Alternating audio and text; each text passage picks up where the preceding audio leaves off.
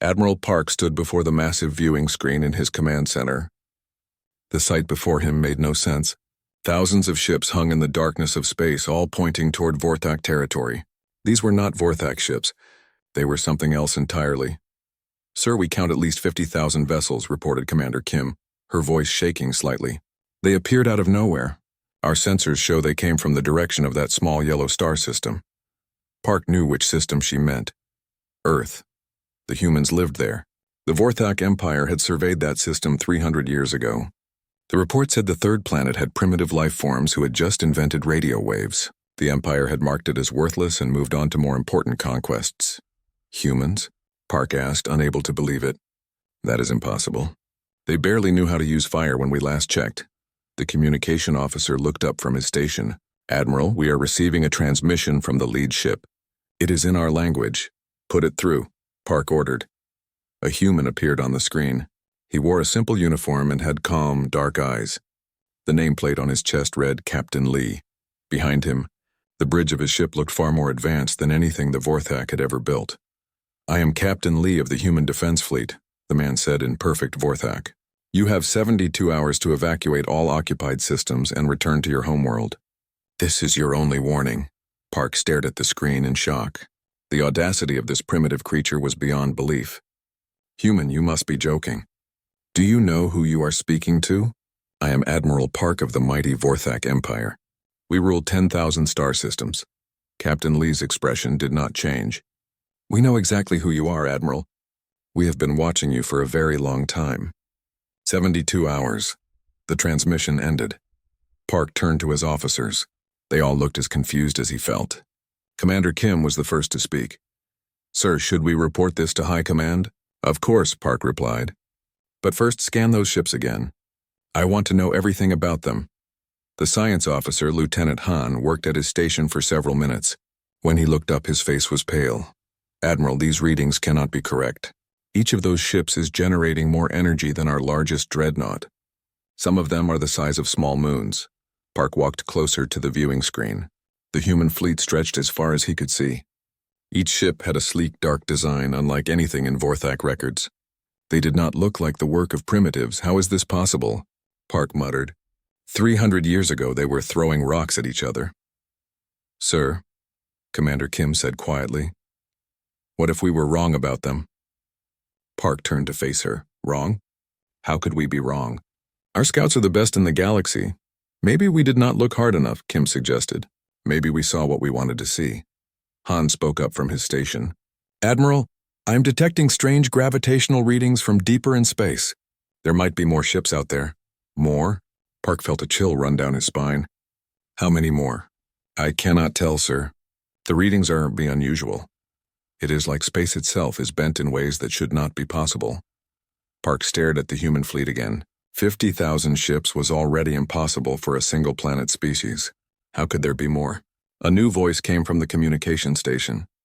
"Admiral, High Command wants to speak with you immediately." Park nodded and walked to his private office. The hologram of Supreme Commander Valdris appeared before him. Valdris was old even by Vorthak standards and had conquered more systems than any leader in their history. "Park, explain this madness," Valdris demanded. "My scouts report a massive fleet near your position. Who dares to threaten the Empire?" "Supreme Commander, it appears to be the humans from that yellow star system we surveyed long ago." Valdris laughed, a harsh sound that filled the small office. "Humans? Those animals who barely discovered metal when we found them? You jest. I wish I were, sir. They have demanded we evacuate all our systems within 72 hours. Valdris stopped laughing. "They what?" "The nerve of these creatures." "How many ships do they have? A few dozen stolen vessels?" 50,000 confirmed, sir. Possibly more." The silence stretched for a long moment. Finally, Valdris spoke again, his voice deadly serious. "Park, if this is some kind of mistake or sensor error, I will have you executed for wasting my time. If it is real, then we face something unprecedented." "Sir, my science officer believes there may be additional forces hidden from our sensors." "Additional forces?" Valdris's image flickered as he leaned forward. How many ships could primitives possibly build? Park did not have an answer. Nothing about this situation made sense according to everything the Vorthak knew about the galaxy. "Sir, there is something else," Park continued. Their ships use technologies I do not recognize. The energy signatures are unlike anything in our databases. Valdris was quiet for another moment. When he spoke, his voice carried a note Park had never heard before. Fear. Park, you will maintain position and observe. Do not engage without my direct orders. I am sending the 3rd Battle Fleet to your location immediately. Yes, sir. The hologram disappeared, leaving Park alone with his thoughts. He returned to the bridge and looked out at the human fleet again. They hung in space like silent predators waiting. Any movement from them? He asked. No, sir, replied Commander Kim. They are just waiting. Waiting for what? Perhaps for our response, sir. Park thought about Captain Lee's calm demeanor. The human had not seemed worried about facing the might of the Vorthak Empire. If anything, he had seemed confident. Han, keep monitoring those gravitational readings. I want to know the moment anything changes. Yes, sir. Hours passed. The human fleet remained motionless. Park found himself staring at them constantly, trying to understand how this was possible. 300 years was not enough time for any species to advance from primitive technology to this level of sophistication, unless they had help. But from whom? The Vorthak were the most advanced species in this part of the galaxy. There was no one else. Admiral, Han called out suddenly. The gravitational readings are changing. Something big is moving in deep space. How big? I cannot calculate it, sir. Whatever it is massive beyond anything I have ever seen. Park felt his hearts beating faster. The humans had more ships coming. But how many more? And what else might they have hidden in the darkness between stars? He looked at the countdown timer on his screen. 68 hours remaining. For the first time in his long military career, Admiral Park began to wonder if the Vorthak Empire had made a terrible mistake. Supreme Commander Valdris stood in the center of the 3rd Battle Fleet's flagship, the Divine Hammer. Around him, his best officers prepared for what they believed would be the easiest victory in Vorthak history. Admiral Thekvar, status report, Valdris commanded. Thekvar, a seasoned warrior with scars from a dozen campaigns, stepped forward. Sir, we have 200 of our finest warships ready for battle. Each one could destroy a planet. These humans will learn what happens when primitives challenge the Empire. Valdris nodded with satisfaction. The 3rd Battle Fleet was legendary. They had crushed rebellions across the galaxy and brought entire civilizations to their knees. Whatever tricks these humans had learned, they would not be enough. Sir, called out the navigation officer, we will reach the human fleet in 6 hours. Good. And Park's observations? Admiral Park reports the human ships remain motionless. They appear to be waiting for something. Valdris smiled coldly. They are waiting for death. On the human command ship Retribution, Dr. Song monitored Vorthak communications with growing amusement. She could hear their confidence, their absolute certainty that this would be a simple extermination mission. Captain Nam, she called to the bridge officer on duty, the Vorthak are sending their 3rd Battle Fleet against us. 200 ships. Captain Nam, a young woman with steady hands and sharp eyes, barely looked up from her tactical display. Only 200? I was hoping for more of a challenge.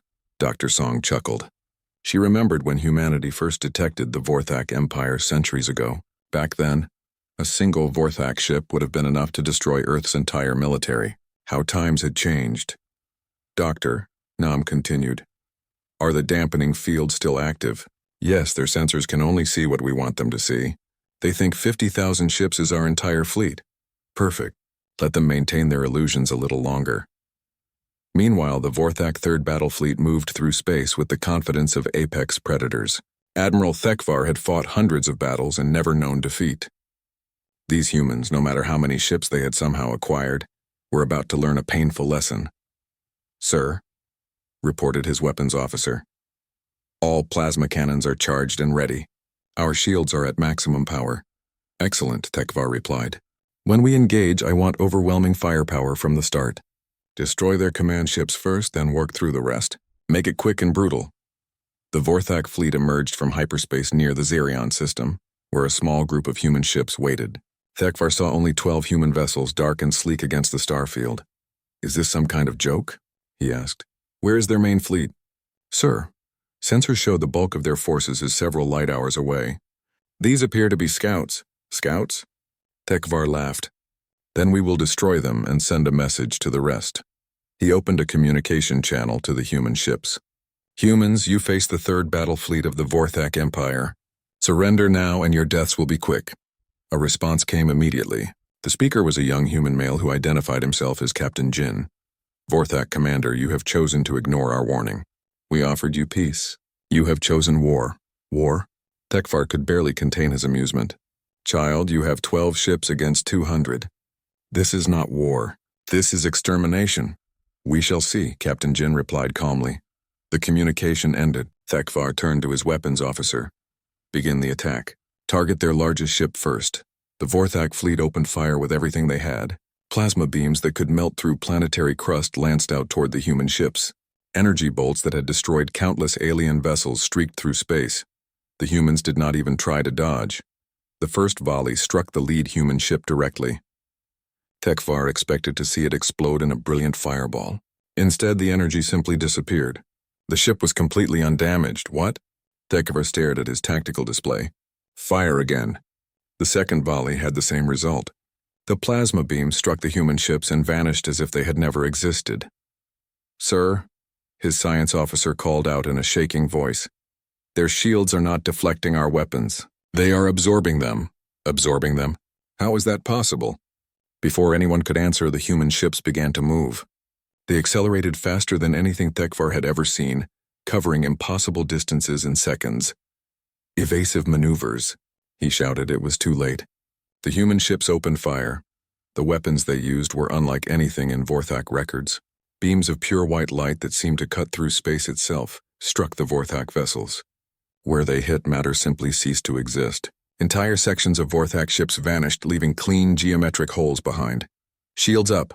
All power to shields, Tekvar commanded desperately. The human weapons cut through Vorthak shields like they were not there. Ship after ship exploded or simply came apart as their hulls were systematically disintegrated. In less than 5 minutes, half of the third battle fleet was destroyed. Sir, we must retreat, the tactical officer shouted over the chaos.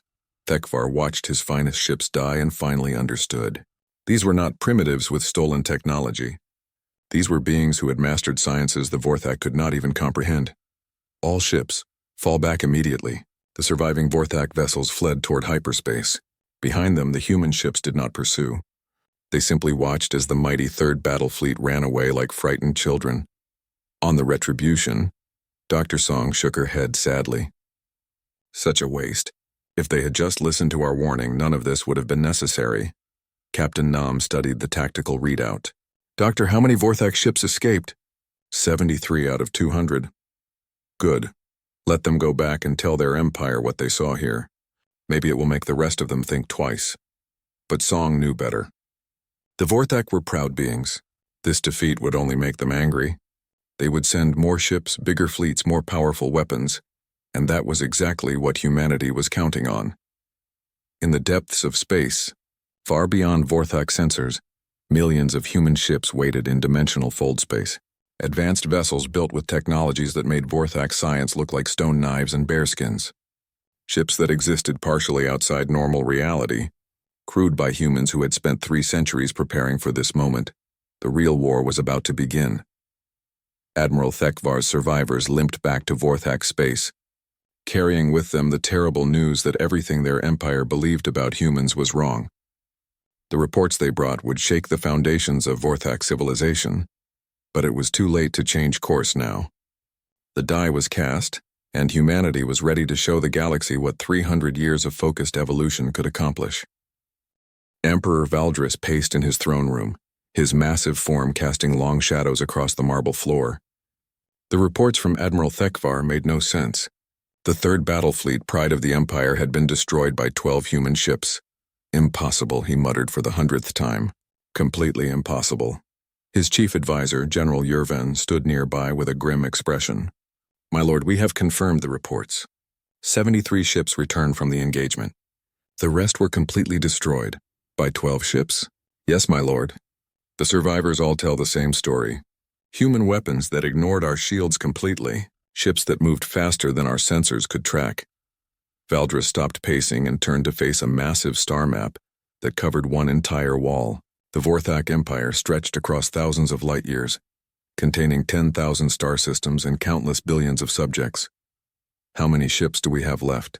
He asked. Approximately 15,000 combat vessels, my lord. More than enough to deal with 50,000 humans, even if their individual ships are superior. Valdris nodded slowly. Mobilize everything. Every ship, every weapon, every soldier. I want the entire Imperial fleet assembled within 48 hours. My lord, is that wise? If we commit our entire fleet and something goes wrong, nothing will go wrong. Valdris roared. We are the Vorthak Empire. We have ruled this galaxy for 10,000 years. No primitive species will challenge our dominance. Far away on the human command ship Retribution, General Yoon received the report with quiet satisfaction. The Vorthak were doing exactly what humanity had predicted they would do. Sir, reported Colonel Park, our intelligence networks confirm it. The Vorthak are gathering their entire fleet. Every warship in the Empire is moving toward our position. General Yoon, a small woman with silver hair and eyes like steel, nodded approvingly. Perfect. How long until they arrive? 46 hours, sir. And our preparations? Lieutenant Colonel Seo, the fleet's chief engineer, stepped forward. All dimensional anchors are in position. The fold space generators are charged and ready. We can deploy the main fleet on your command. Yoon walked to the massive viewing screen that dominated the bridge. Outside, she could see the 50,000 ships of humanity's advance force. To any observer, this looked like an impressive armada. In reality, it was barely 1% of humanity's true military power. Colonel Park, open a channel to all ship commanders. It is time they knew what we are really dealing with.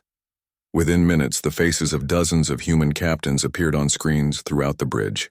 These men and women represented the finest military minds humanity had ever produced.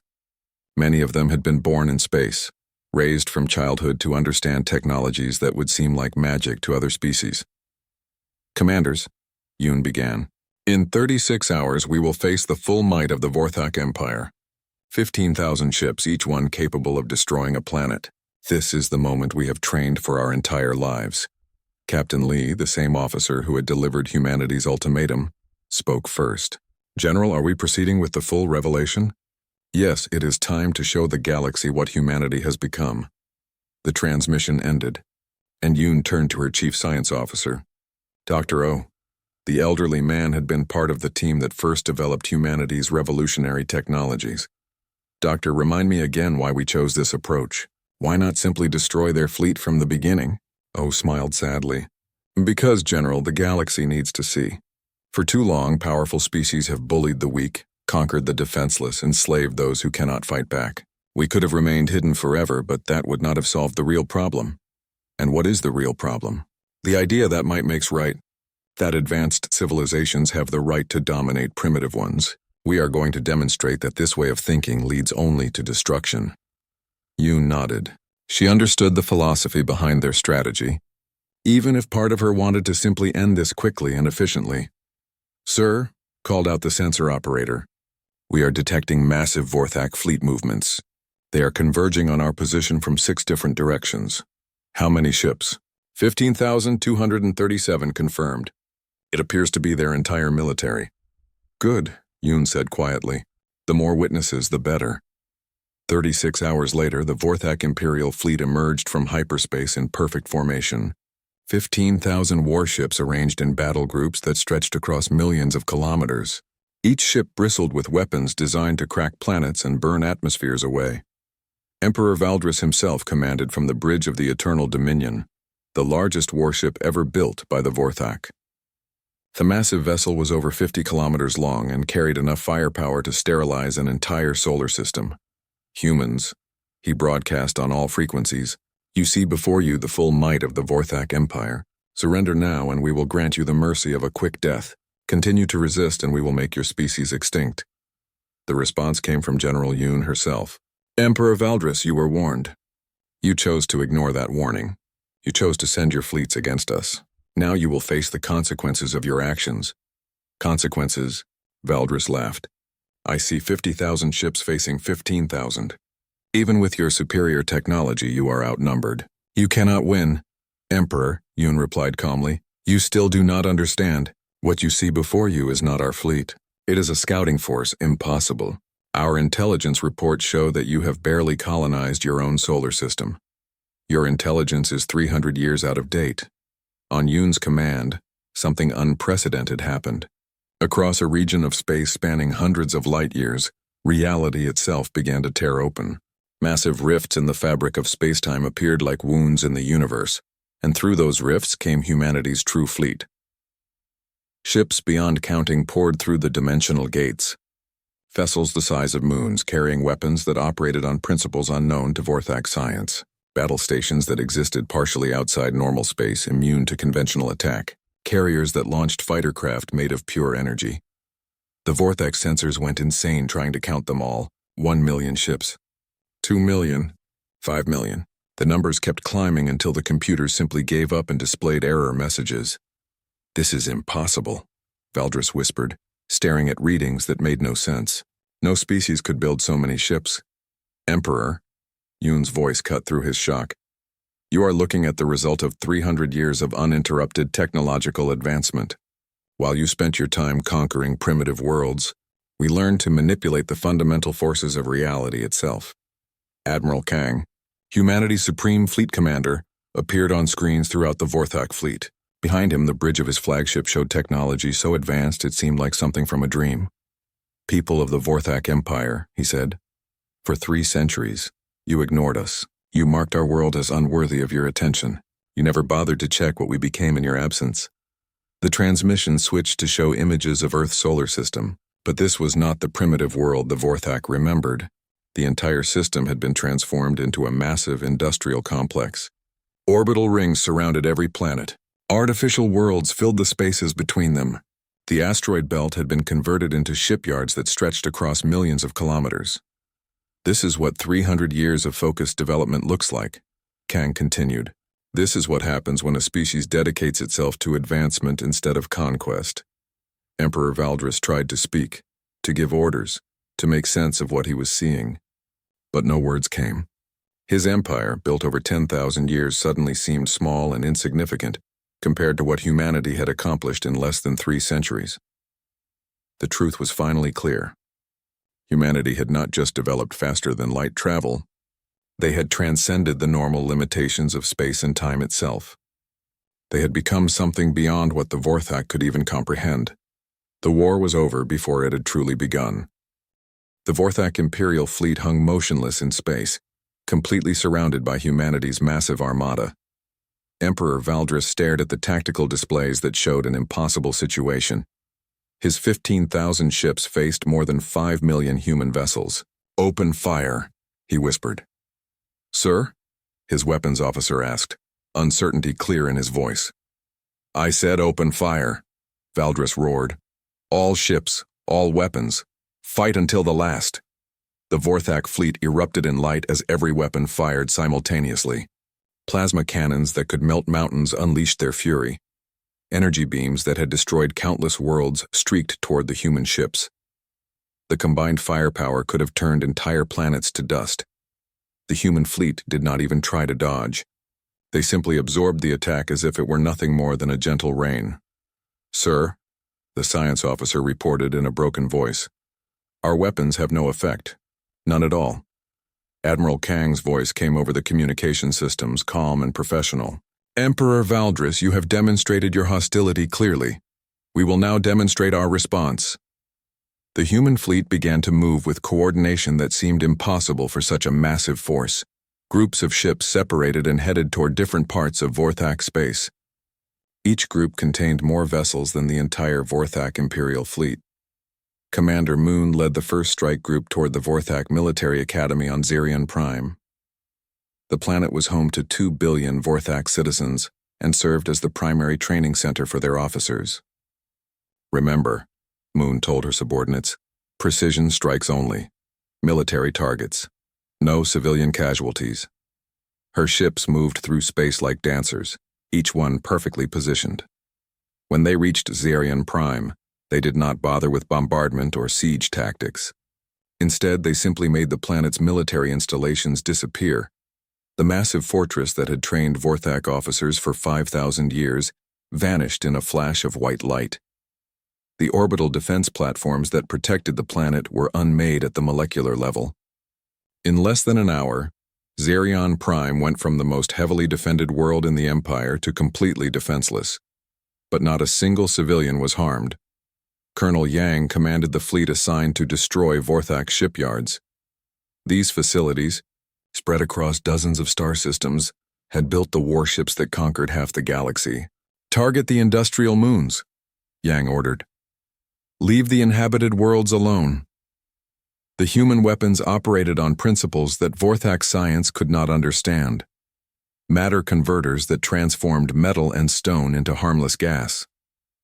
Quantum disruptors that made the atomic bonds holding structures together simply stop working. Reality shapers that erased targets from existence so completely that it was as if they had never been built. One by one, the great shipyards of the Vorthak Empire ceased to exist. Moons that had been converted into massive construction facilities were returned to simple rock and ice. Space stations that had floated in orbit for millennia became clouds of dust. Within 6 hours, the Vorthak Empire lost the ability to build new warships. Major Bay led the team responsible for neutralizing Vorthak superweapons. Intelligence reports showed that the Empire possessed reality bombs, devices that could unmake matter at the quantum level. "Sir," her science officer reported as they approached the weapons storage facility, "they are activating the reality bombs, preparing to use them against our fleet." Bay smiled coldly. "Let them try." The Vorthak unleashed their ultimate weapons, devices that had destroyed entire star systems in previous wars. The reality bombs erupted in space, creating zones where the laws of physics themselves broke down. The human ships sailed through these zones without even slowing down. Their hulls existed partially outside normal space-time, making them immune to weapons that attacked the fabric of reality itself. "Impossible," whispered the Vorthak weapons commander as he watched his most powerful devices fail completely. "Not impossible," Bay replied over the communication channel. "Simply more advanced than your understanding allows." Dr. O, monitoring. The battle from the human command ship began broadcasting on all Vorthak frequencies. His message carried detailed scientific explanations of exactly how outclassed the Empire truly was. "Your plasma weapons operate at temperatures of 50 million degrees, he explained in a patient, educational tone. "Our hull materials are stable at temperatures exceeding 1 billion degrees. Your fastest ships can achieve 0.3% of light speed. Our slowest vessels exceed light speed by a factor of 10,000. The broadcast continued, systematically destroying every assumption the Vorthak had about their technological superiority. "Your reality bombs affect normal matter by disrupting quantum fields. Our ships exist in 13 dimensions simultaneously. Your weapons cannot touch something that exists mostly outside your reality." On the Vorthak flagship, Emperor Valdris listened to the humiliating lecture in stunned silence. Everything his civilization had achieved, every advancement they had made, was being casually dismissed as primitive by these humans. "Sir," his communication officer called out, "we are receiving surrender offers from fleets throughout the Empire. Ship commanders are abandoning their posts rather than face the human forces." Valdris closed his eyes. 10,000 years of Vorthak dominance were ending in less than a day. The human assault continued with mechanical precision. Every military base was neutralized. Every weapons factory was destroyed. Every strategic resource was captured or eliminated. But throughout the systematic dismantling of their empire, not a single Vorthak civilian was killed. The humans demonstrated surgical precision that seemed impossible given the scale of their operations. Captain Shin led the forces attacking the Empire's communication networks. Instead of destroying them, the humans simply took control. "Citizens of the Vorthak Empire," Shin broadcast across all channels, "your military has been defeated. Your government has fallen, but you personally are in no danger. We do not make war on innocents." The message was repeated in every Vorthak language and dialect. Panic began to spread through the Empire as citizens realized their mighty military had been completely helpless against the human forces. Within 18 hours, the Vorthak Empire effectively ceased to exist as a military power. Their fleets were destroyed or scattered. Their weapons were neutralized. Their strategic capabilities were eliminated. Emperor Valdris sat alone in his throne room, staring at reports of total defeat. The empire that had ruled the galaxy for 10 millennia had been brought to its knees in less than a day. A new communication request appeared on his personal screen. The caller was identified as Admiral Kang, Supreme Commander of the Human Forces. "Emperor," Kang said when the channel opened, "your empire is finished, your fleets are destroyed, your weapons are useless, but you and your people can still live." "What do you want?" Valdris asked, his voice hollow. "Complete withdrawal from all occupied systems. Return of all enslaved species to their homeworlds. Reparations for the damage your empire has caused over the centuries." "And if we refuse?" Kang's expression did not change. "Then we will be forced to become less precise in our targeting." The threat was clear. The humans had demonstrated that they could destroy military targets without harming civilians, but they could just as easily destroy everything. "You have 24 hours to decide," Kang continued. "We suggest you choose wisely." The transmission ended, leaving Valdris alone with the ashes of his empire and the terrible knowledge that humanity had become something far beyond what any Vorthak could have imagined. Emperor Valdris stood before the great window of his palace, looking out at the Vorthak homeworld below. For the first time in 10,000 years, his planet was defenseless. The orbital defense platforms had been carefully dismantled by human forces. The mighty fleet that had once protected the capital was nothing but debris floating in space. 24 hours had passed since Admiral Kang's ultimatum. Valdris had spent that time reading reports from across his former empire. Every military installation destroyed, every weapons facility neutralized, every enslaved world liberated by human forces. The most shocking reports came from the liberated planets themselves. The humans had not conquered these worlds. They had simply freed them and then left, asking for nothing in return. "Sir," his chief advisor, General Yurvin, entered the chamber. "The human diplomatic fleet has arrived in orbit. They are requesting permission to land." Valdris nodded slowly. "Grant them permission. It is time to face the consequences of our actions." An hour later, Fleet Admiral Sio stepped into the throne room, accompanied by a small group of human officers. She was a middle-aged woman with graying hair and kind eyes that somehow made her more intimidating than any warrior Valdris had ever faced. "Emperor Valdris," she said with a slight bow, "I am Admiral Sio of the Human Galactic Protectorate.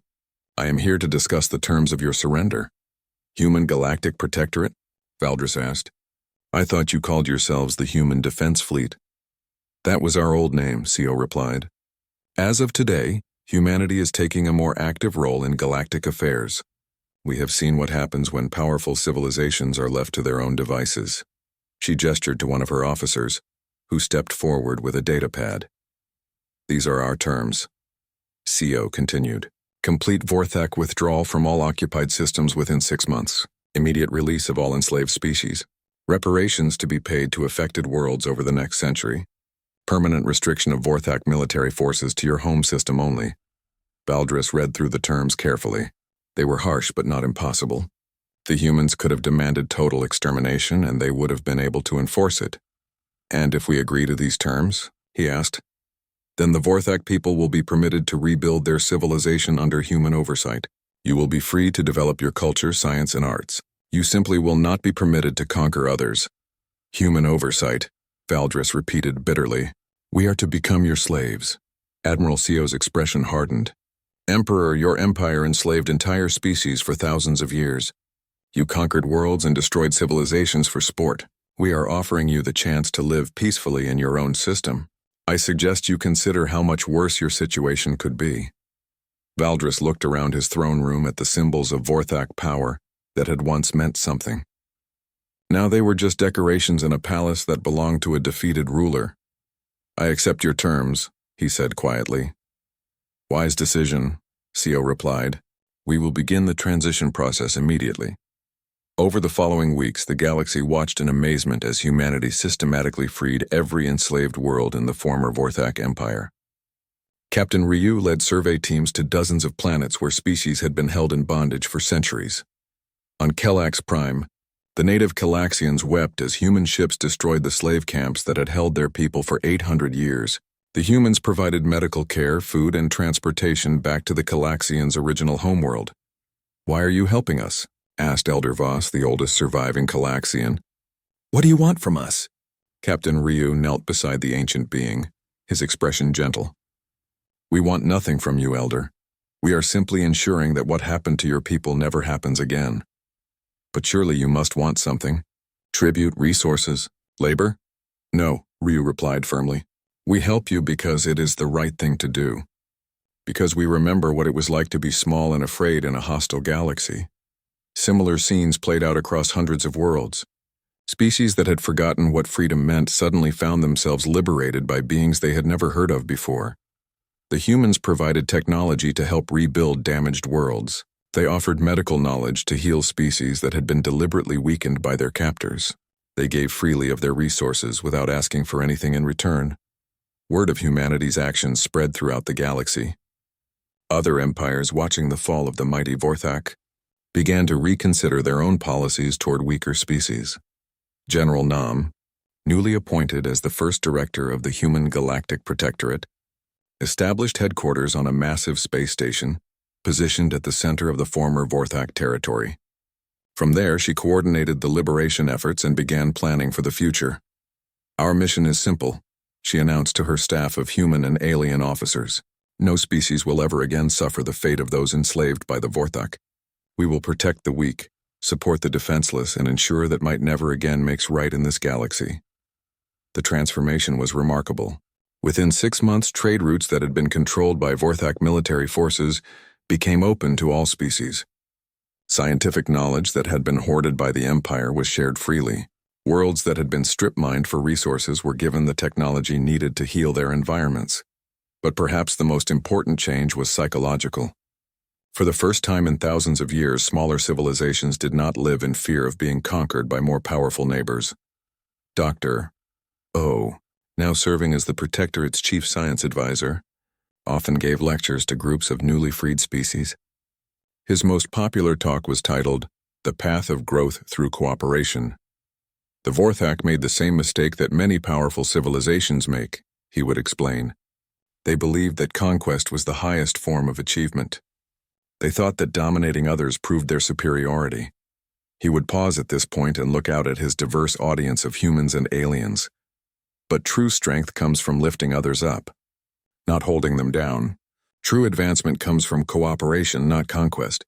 The humans learned this lesson during our 3 centuries of isolation. We hope that other species will learn it without having to go through what we experienced. On the Vorthak homeworld, Emperor Valdris watched these developments with a mixture of shame and grudging respect. The humans had demonstrated power beyond anything his empire had ever possessed, yet they used that power to heal rather than to destroy. His daughter, Princess Kira, often visited him in his reduced circumstances. She had been studying human philosophy and science under the guidance of their new overseers. Father, she said during one such visit, I have been learning about human history. Did you know that they almost destroyed themselves several times before they learned to work together? Valdris nodded slowly. I have heard some of their stories. They had wars that could have ended their entire species. They poisoned their own planet. They nearly exhausted their resources fighting each other. And yet they survived and became what they are now. Yes, Kira said quietly. They learned that their real enemy was not other species or other nations. Their real enemy was the idea that conflict was inevitable. Valdris looked out at the human ships that orbited his world, no longer as conquerors but as protectors. Perhaps, he said slowly, we can learn the same lesson. Years passed. The Vorthak adapted to their new reality, slowly rebuilding their civilization along more peaceful lines. Other aggressive empires, seeing what had happened to the seemingly invincible Vorthak, chose diplomacy over conquest when dealing with weaker neighbors. The galaxy became a safer place, and at the center of it all, humanity stood watch. Not as conquerors or rulers, but as guardians. They had learned through centuries of growth and struggle that true strength came not from the power to destroy, but from the wisdom to protect. The message they sent to the galaxy was simple but profound. We were alone once, small and vulnerable in a vast cosmos. We remember that feeling, and we will ensure that no other species has to experience the fear of facing the dark alone. In the end, humanity's greatest victory was not the defeat of the Vorthak Empire, but the creation of a galaxy where species could grow and flourish without fear, where the strong protected the weak not out of obligation but out of understanding, where the phrase never again finally meant something.